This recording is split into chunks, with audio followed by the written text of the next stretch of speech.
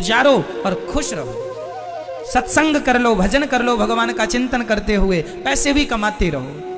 कई लोग पैसे के चक्कर में इतना परेशान हो जाते हैं, वो पैसे के चक्कर में पत्नी से लड़ लिया, पैसे के चक्कर में बच्चों से लड़ लिया, पैसों के चक्कर में परेशान है और पैसा पैसा करके इतनी टेंशन हुई, डिप्रेशन में चले गए, आत्महत्या कर ली, मर गए। लो, ये समाधान है? इसलिए तुम्हें पैसा चाहिए था? अरे पैसा छोड़ो, जो मिल रहा है बहुत है। कमाओ, मैं बार बार दोहराऊंगा इस बात को, कमाओ, कर्म करो, पैसे खूब कमाओ, पर उस पैसे से अटैचमेंट ना रहे, लगाव ना रहे, है ना? खुश रहो, प्रसन्न रहो। मत देखो कि हमारे पड़ोसी के पास कितना है, ये देखो कि हमारे पास तो इतना है कि जितना हमारे पास है, आज बहुत लोगों के पास तो उतना भी नहीं है जितना ईश्वर ने आपके पास दे रखा है। जितना आपके पास है उतना भी नहीं है लोगों के पास। क्यों जी?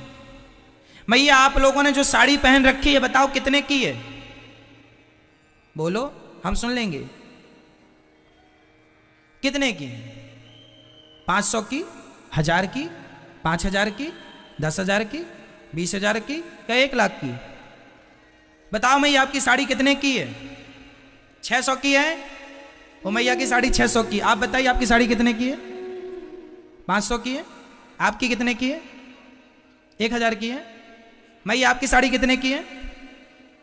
अब देखो, आप लोगों ने 500 की साड़ी पहनी है, आप लोगों ने 1000 की साड़ी पहनी है, और यहां कुछ लोगों ने 200 रुपए की साड़ी भी पहनी है।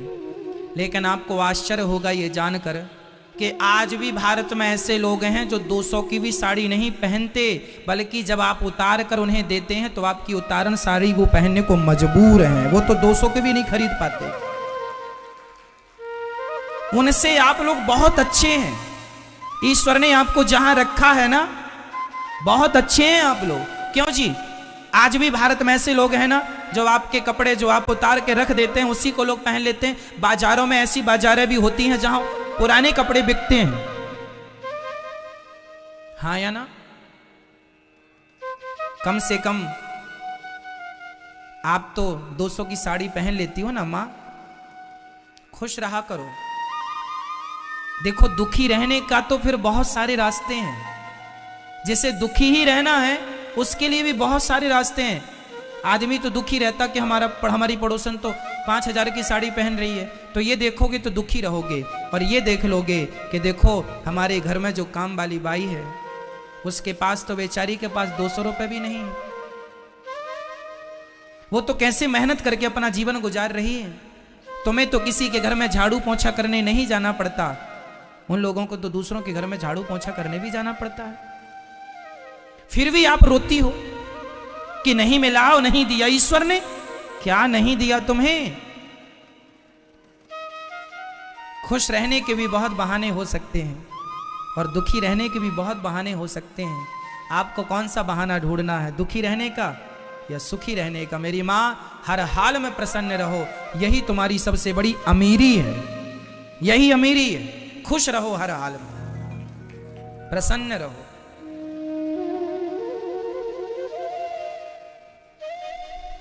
मत शिकायत करो कि ईश्वर ने ये नहीं दिया, वो नहीं दिया। जो दिया है वो कम नहीं है, जो हमारे पास है उसी के लिए लोग तड़प रहे, उसी को प्राप्त करने के लिए लोग परेशान हैं। ऐसा है। फिर इसलिए आज से हर परिस्थिति में, हर स्थिति में, हर हाल में आप खुश रहेंगे। क्या रहेंगे? प्रसन्न रहेंगे। जितना मिल रहा है उतने में प्रसन्न रहेंगे। जितना प्यार मिल रहा है, तुम्हारा पति 24 घंटे में तुम्हें सिर्फ एक बार देखता है, बाकी समय गालियां देता है, तो भी खुश रहो कि उनसे तो अच्छा है कि जिनका एक भी बार नहीं देखता, कम से कम तुम्हें एक बार देख तो लेता है।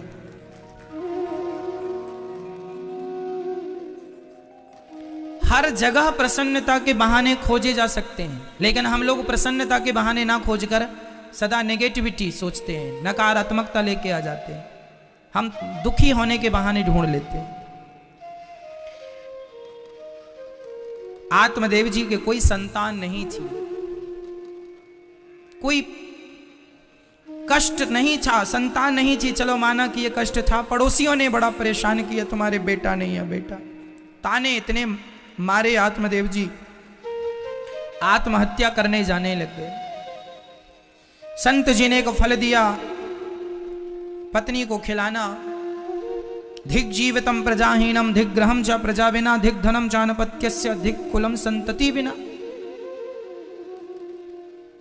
कथम रोदसी विप्रत्वम काते चिंता वलीयसी वदत्वम सत्वरम मह्यम स्वस्य दुखस्य कारणम। एक संत ने पूछा कि बताइए आपके दुख का कारण क्या है। आत्मदेव जी ने कहा हमारे पुत्र नहीं है, यही हमारे दुख का कारण है। संत जी ने बहुत समझाया कि देखो बेटे के चक्कर में ना पड़ो, जिनके राजा सगर के 60,000 बेटे थे फिर भी उनको रोना पड़ा। रोना तो पड़ेगा। आप कहेंगे कि बेटा मिल जाए तो तुम्हारे भाग्य में रोना है, तो बेटा मिल जाएगा तो भी तुम्हें तुम्हारे भाग्य का रोना तो पड़ेगा। दशरथ जी के बेटे तो भगवान राम थे, फिर भी उनके भाग्य का उनको रोना तो पड़ा ही। तुम्हारे भाग्य का रोना तुम ही को रोना पड़ेगा और कोई नहीं रोएगा। दशरथ जी के बेटे कौन थे? मर्यादा पुरुषोत्तम भगवान श्री राम, लेकिन फिर भी उनके भाग्य का रोना, उन्हें रोना पड़ा, तड़प तड़प के प्राण निकले।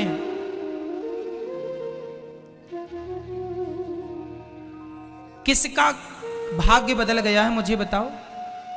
सबको भोगना पड़ा है कर्मदंड।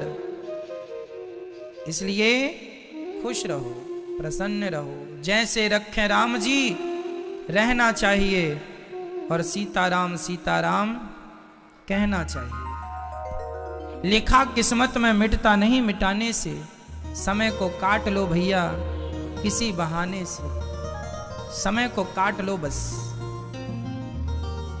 जो लिखा है भोगना पड़ेगा।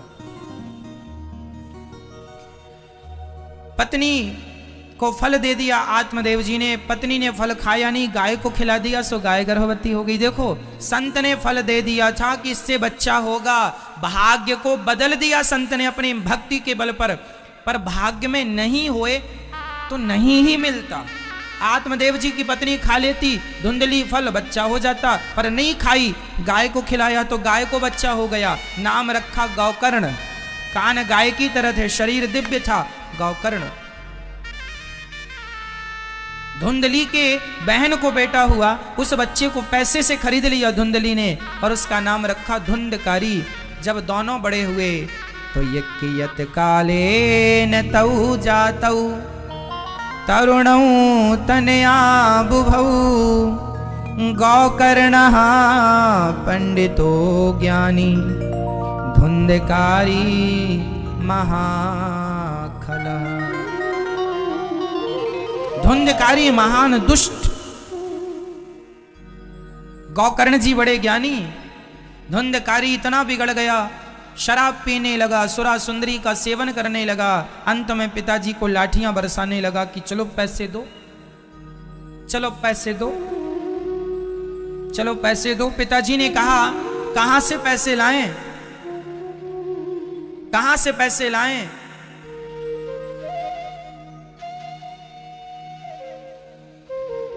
कहां से पैसे लाएं? खूब मारा धुंधकारी ने आत्मदेव जी को।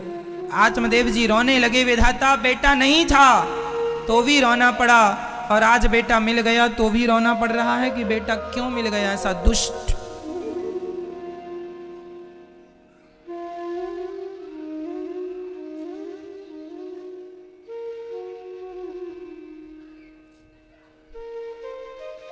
तुम्हारे भाग्य का दुख तुम्हें उठाना ही पड़ेगा, बेटा मिले या ना मिले। आत्मदेव जी को बेटा मिलने के बाद भी रोना पड़ा, उनके भाग्य का जितना रोना था। बेटे ने मार लगाई, अब रो रहे हैं, खूब रो रहे हैं। तब गौकर्ण जी आए और पिताजी को समझाया, पिताजी क्या हुआ, क्यों रो रहे हैं? पिताजी ने कहा बेटा क्या बताऊं, बेटे ने मार लगाई है। जिस बेटे को हम अत्यधिक प्यार करते थे वही बेटा हमें मार रहा है। ऐसे पुत्र से तो बिना पुत्र के ही हम अच्छे थे। तब गोकर्ण जी ने वहां जो ज्ञान दिया है ना, मुंचा ज्ञानम प्रजारूपम मोह तो नर के गति। ये जो मोह है ना, यही नरक ले जाने वाला। न चैन्द्रस्य सुखम किंचिन न सुखम चक्रवर्तिनः सुखमस्ति विरक्तस्य मुनेरेकांत जीविनः। असारः खलु संसारो दुःख रूपी विमोहकः सुतः कस्य धनं कस्य स्नेहवान् ज्वलते निशम्। पुत्र और परिवार का मोह त्याग दीजिए पिताजी। सुतः कस्य धनम कस्य, क्या बेटा क्या धन। न चैन्द्रस्य सुखम किंचिन न सुखम चक्रवर्तिना, राजा सुखी नहीं है। यहां पर एक सुंदर सी बात संत जन गाते, गरीब कहे धनवान सुखी, धनवान कहे सुख राजा को भारी। राजा कहे महाराजा सुखी, महाराजा कहे सुख इंद्र को भारी। इंद्र कहे चतुरानन को सुख, चतुरानन कहे सुख विष्णु को भारी। तुलसीदास विचारे करे कहे राम भजन बिन जीव दुखारी। तुलसीदास विचारे करे कहे राम भजन बिन जीव दुखारी। गरीब कहे धनवान सुखी, गरीब कहता है कि धनवान वह सुखी है, और धनवान कहते हैं गरीब कहे धनवान सुखी, धनवान कहे सुख राजा को भारी। धनवान कहते हैं कि राजा बड़ा सुखी है, और राजा कहता है कि महाराजा ज्यादा सुखी है, राजा से बड़ा महाराजा। तो गरीब कहे धनवान सुखी, सबको लगता है कि वो सुखी है, वो सुखी है, जाकर देखो कोई सुखी नहीं है। गरीब कहे धनवान सुखी, धनवान कहे सुख राजा को भारी। राजा कहे महाराजा सुखी, महाराजा कहे सुख इंद्र को भारी। महाराजा कहते हैं इंद्र को बड़ा सुख है। इंद्र कहे चतुरानन को सुख, इंद्र कहते हैं चतुरानन मतलब ब्रह्मा जी को ज्यादा सुख है। इंद्र कहे चतुरानन को सुख, चतुरानन कहे सुख विष्णु को भारी। ब्रह्मा जी कहते हैं हमें सुख नहीं, भगवान विष्णु नारायण को ज्यादा सुख है। और तुलसीदास विचारे करे कहे राम भजन बिन जीव दुखारी। तुलसीदास विचारे करे कहे राम भजन बिन जीव दुखारी। राम के भजन के बिना सब दुखी हैं, चाहे ब्रह्मा ही क्यों ना हो। भजन के बिना तो ब्रह्मा भी दुखी है, इसलिए ब्रह्मा भी दिन रात भगवान का चिंतन करते हैं।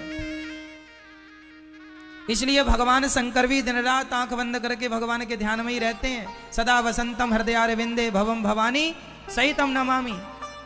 जो सदा भगवान कृष्ण का, नारायण का, राम का ध्यान करते रहते हैं, जो भगवान का ध्यान कर रहे हैं वो ब्रह्मा ही क्यों ना हो, शिव ही क्यों ना हो, सुखी हैं। और जो भगवान को भूल गए वो सब दुखी हैं, चाहे वो कोई भी क्यों ना हो।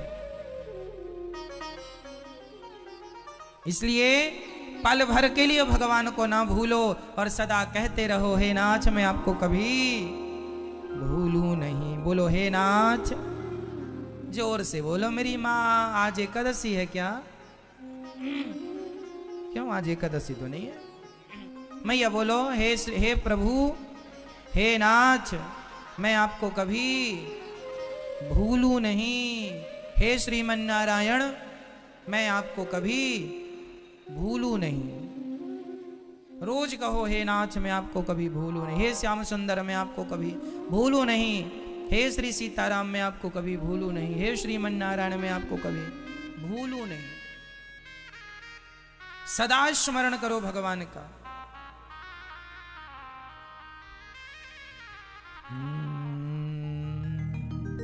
देहे स्थिमांस रुधिरे भिमतिं त्यजत्वम् जाया सुतादिषु सदा ममतां विमुञ्च पश्यानिशं जगदिदं क्षणभङ्गनिष्ठम् वैराग्यरागरसिको भवभक्तिनिष्ठः। ये शरीर हमारा काहे का बना है? हमारे शरीर में हड्डी का स्ट्रक्चर है, उसमें फिर भगवान ने सप्त धातुएं, नस, मांस इत्यादि, उसके ऊपर भगवान ने पुट्टी करके पेंट कर दिया। कोई सफेद कलर पोत दिया, कोई ब्लैक कलर कर दिया। तो ये है शरीर, है ना। आप कितने भी क्रीम पाउडर पोतो, जो कलर ईश्वर ने किया वही रहेगा, है मैया जी। इसलिए भगवान ने काला बनाया है तो खुश रहा करो, क्योंकि काला रंग किसका है? हमारे बिहारी जी भी काले हैं, तो बिहारी जी ने आपको अपने हिसाब का बना दिया। खुश रहो, हम बिहारी जी के रंग के हैं। काले आदमी को भी खुश रहना चाहिए। कोई पूछो तुम तो काले हो, नहीं जी काले नहीं है, बिहारी जी के रंग के हैं हम। हमारे जगन्नाथ जी भी ऐसे ही हैं, है ना। हमारे द्वारिकाधीश जी भी ऐसे हैं, और हमारे विठलनाथ जी भी ऐसे हैं काले। तो हम तो भगवान के रंग के हैं, इसलिए हमें तुम कुछ भी कहो पर हमारा रंग तो कृष्ण रंग है। कौन सा रंग है आपका? कृष्ण रंग। कौन सा रंग? कृष्ण रंग। और कोई गोरा है तो आप गोरे हैं, कोई बात नहीं, कर्पूर गौरम, आप गोरे अच्छे हैं। आप काले हैं तो काले भी अच्छे हैं, गोरे हैं तो गोरे भी अच्छे। परमात्मा के पास जो कलर उस समय उपलब्ध था वो पोत दिया, बात खत्म। ब्लैक हाथ में आया, ब्लैक कर दिया, सफेद आया, सफेद कर दिया। तो रंग तो ईश्वर ने भरे हैं, तो हमें उनके रंग में प्रसन्न। अब कई लोग अपने से रंग पोतते रहते हैं, हम गोरे हो जाएं, और जबरदस्ती पाउडर लगाए लगाए कई बार तो इतना ज्यादा पाउडर लगा लेते हैं लोग के दिखता है पूरा ऊपर पाउडर ही पाउडर। तो जैसे बनाए भगवान वैसी रहो। पुताई करो तो फिर ऐसी करो कि अच्छी रहे। कई बार माताएं लिपस्टिक लगाती हैं तो दांत भी लाल हो जाते हैं लगाया था, यहां पर लग गए दांत पर, दांत लाल लाल लाल लाल। एक मैया ही हंस रही थी, हमने देखा मैया ने तो पान भी नहीं खाया, लेकिन दांत लाल कैसे हैं? ध्यान से देखा तो ये वाला अंदर लग गया है तो अपने से कुछ भी करेंगे तो ऐसे ही होगा। नॉर्मल करें तो भी समझ में आए, जरूरत से ज्यादा ही पोत लेते हैं कई लोग, उन्हें ये भी पता नहीं कितना पोतना है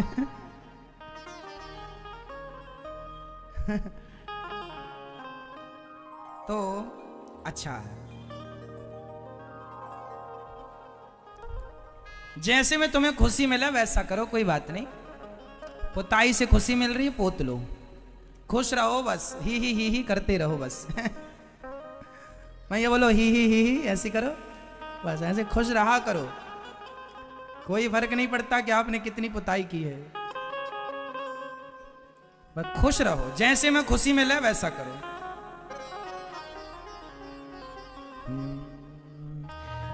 गौकर्ण जी ने दिव्य ज्ञान दिया, सेवा कथा रस महो नितराम पिबत्वम।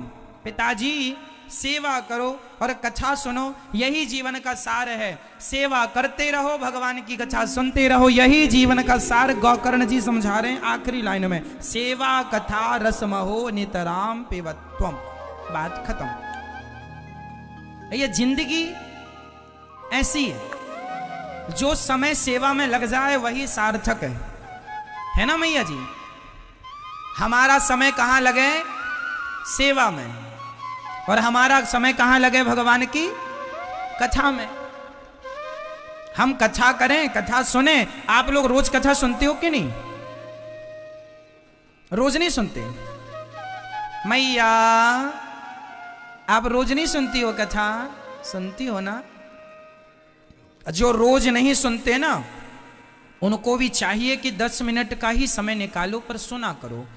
गोस्वामी जी लिख रहे हैं, एक घड़ी आधे की पुनियाद, तुलसी चर्चा राम की हरहि कोटि अपराध।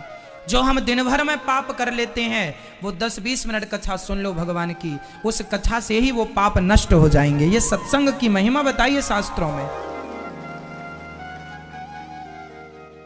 तात स्वर्ग अपवर्ग सुख धैर्य तुला एक अंग, तूल नताही सकल मिली जो सुख लव सत्संग। सत्संग की आप टीवी पर कंटिन्यू नहीं सुन पाते, कोई बात नहीं, आप अपने मोबाइल पर सुन लिया करो। मोबाइल पर यूट्यूब पर अनिरुद्धाचार्य जी डालो, 42 लाख लोग जुड़े हैं यूट्यूब पर। चैनल को सब्सक्राइब कर लीजिएगा आप भी, तो आप भी उस परिवार के अभिन्न हिस्से बन जाएंगे, अंग बन जाएंगे। पर यूट्यूब के द्वारा आप कथा सुना करो। मोबाइल पर आप अनिरुद्धाचार्य जी डालो, ऐसे लाल बटन होगी, क्लिक कर लो, सर्च करके चैनल को सब्सक्राइब कर लो और शेयर कर लो। ऐसी डीपी आएगी टीवी पे खुल के, जैसा कि आप टीवी पे देख पा रहे हैं। तो चैनल को सब्सक्राइब कर लेने से यदि कथा अच्छी लगे तो औरों को भी शेयर कीजिएगा, ताकि वो भी सुने। और यही तो धर्म का प्रचार है। तो आप चलते फिरते जैसे जा रहे हैं, तो चलते फिरते ही आप कथा 10 मिनट 20 मिनट सुन लिया करो। किसी भी बहाने आप कथा से जुड़ जाएंगे।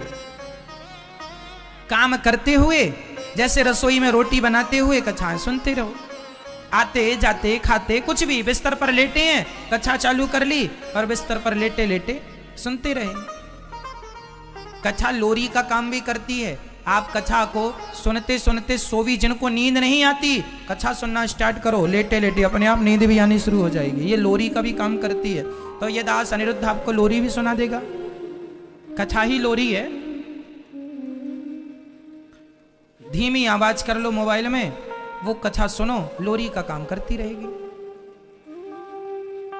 कुल मिला के कानों में भगवान का नाम सुने। भाई व्यर्थ की बातें हम करें, व्यर्थ की बकवास करें, उससे अच्छा है कि ये सुने जिसमें कुछ सीखने को ही मिलना है। और रोज आपको नई नई कथा सुनने को मिल जाती है। तो प्रिय भक्तों, सेवा कथा रसमहो नितराम पिबत्वम। सेवा सबसे बड़ा धन है। सेवा करो। जैसे ये दास अनिरुद्ध सेवा, हमारा तो संकल्प ही है, एक ही संकल्प, एक ही नारा, सेवा ही है धर्म हमारा। हमारा धर्म क्या है? एक ही संकल्प, एक ही नारा, एक ही संकल्प, एक ही नारा, सेवा ही है धर्म हमारा। हमारा तो सेवा ही धर्म है। इसलिए दास अनिरुद्ध सेवा करता है। आपसे भी कहूंगा, सेवा किया करो। अपनी माँ की सेवा, अपने पिता की सेवा, अपने पति की सेवा, अपने बच्चों को संस्कार देना, यह भी एक सेवा है।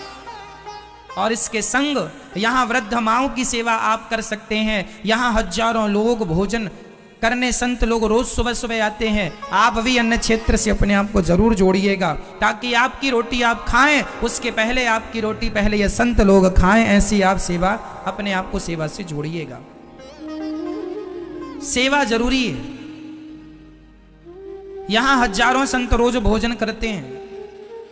अन्य क्षेत्र बढ़ता है, संत लोग अपना प्रसाद लेकर जाते हैं। हजारों की मात्रा में ये संत लोग रोज प्रसाद ग्रहण करते हैं। तो आप अभी एक दिन का अन्य क्षेत्र बंटवा कर इन संतों की सेवा में अपने आप को जोड़ सकते हैं। ये वही संत हैं जो भजन करने वाले संत हैं। ये भजन खा के बढ़िया आनंद से भजन करते हैं। तो आप भी एक दिन की सेवा इन संतों की सेवा से अपने आप को जोड़ सकते हैं। ठीक है। यहाँ गौरी गोपाल जी की रसोई भी चलती है, जहाँ हजारों लोग श्रद्धालु भक्त जन वृंदावन कोई भी जब भी आते हैं, आप लोग तो प्रसाद यहीं पाने आप लोग आया करिए, ये दास की प्रार्थना है। तो यहाँ गौरी गोपाल जी की रसोई निरंतर चल रही है। आप भी अपने आप को एक दिन की सेवा अपनी ओर से जरूर जोड़िएगा, ताकि आपकी सेवा भी इन सभी तक पहुँचे और ये सभी लोग आपकी सेवा को ग्रहण करें। अन्य दान सबसे श्रेष्ठ दान है। ईश्वर ने बनाया है तो यही संकल्प लोग के पहले हम खिलाएं फिर खाएं। और वो भी संत लोग खा रहे हैं, वो भी वो लोग जो वृंदावन का वास कर रहे हैं, वो भी वो लोग जो सदा भजन करने वाले हैं। तो हमारी रोटी खाकर यदि कोई भगवान का नाम जपता है ना, तो उसके जपे हुए नाम का पुण्य हमें भी प्राप्त होता है, क्योंकि हमारी रोटी उसने ग्रहण की है। हम इसलिए अन्य दान श्रेष्ठ दान, हमारे शास्त्र कहते हैं अन्य दान से बड़ा कोई दान नहीं है। दानम दुर्गत